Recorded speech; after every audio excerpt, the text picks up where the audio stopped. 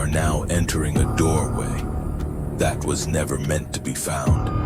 A frequency between logic and fear, static and memory, truth and illusion.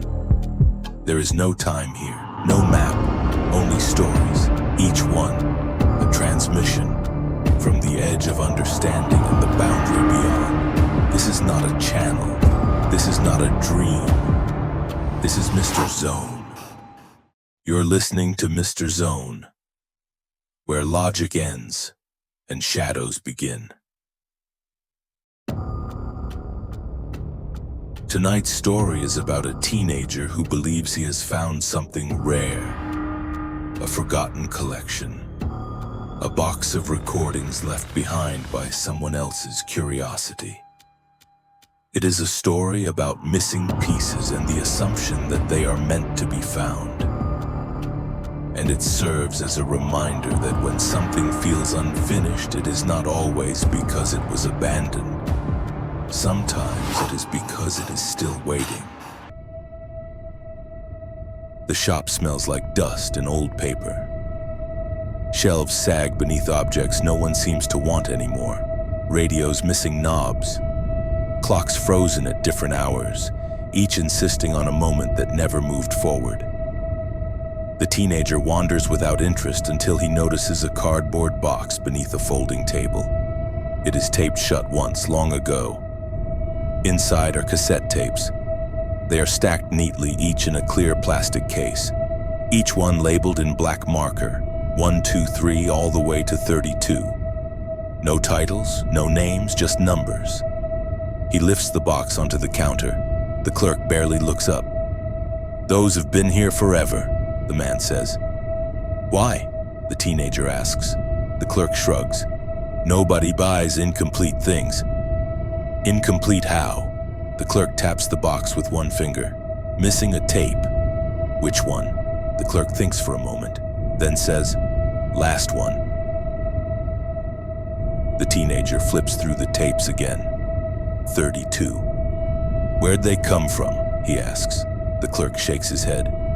"Don't know. They were here when I started." He slides the box closer. "You want them? They're cheap. Been taking up space." The teenager hesitates, then smiles. He likes puzzles. That night, the cassette clicks into place. The tape whirs. Then a voice speaks. "You're listening to Mr. Zone." The teenager freezes. The voice is calm, measured, certain. It tells a story about someone else, a moment, a choice, a consequence that arrives just a second too late. The tape ends cleanly. This has been Mr. Zone. Silence fills the room. The teenager exhales and laughs once, uneasy. Then he plays another. Tape after tape. Different stories, different people, different places, the same voice. Each story ends just before something final happens, a door that never opens, a warning that arrives too late, an understanding that comes seconds after it matters. Hours pass. He counts again. 32. What bothers him is not the stories. It is the way they stop.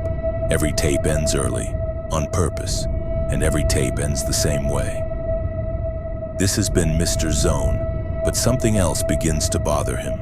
In every recording, the voice speaks the same way. Not like it is broadcasting outward, like it is speaking to someone specific, as if it expects to be heard. The realization tightens his chest, though he cannot explain why. He only knows this. Whoever these stories are meant for, they were never meant for more than one listener at a time. Days pass. He empties the box, checks every case, pulls apart the tape deck. There is no missing cassette. The clock on his wall reads 11:47 p.m. New Year's Eve. Fireworks crack in the distance. The world prepares to celebrate. The teenager sits on the floor surrounded by tapes, his breathing shallow now. 32 stories, 32 endings that stop short. His eyes drift to the tape deck. Without thinking, he presses record. The tape spins, nothing plays, then the room changes, not visibly, not suddenly. But the air thickens. The silence presses closer. A voice speaks, not from the speakers, from behind him. You're listening to Mr. Zone. The teenager turns slowly. The cassette deck is recording. The red light glows steady. Tonight's story concerns a teenager surrounded by recordings he does not remember making, searching for a final piece that does not yet exist. His breath stutters. The voice does not pause. The story unfolds exactly as it happens. The antique store, the box, the missing tape. The teenager lunges for the recorder. His hand passes through it. "This has happened before," the voice says calmly.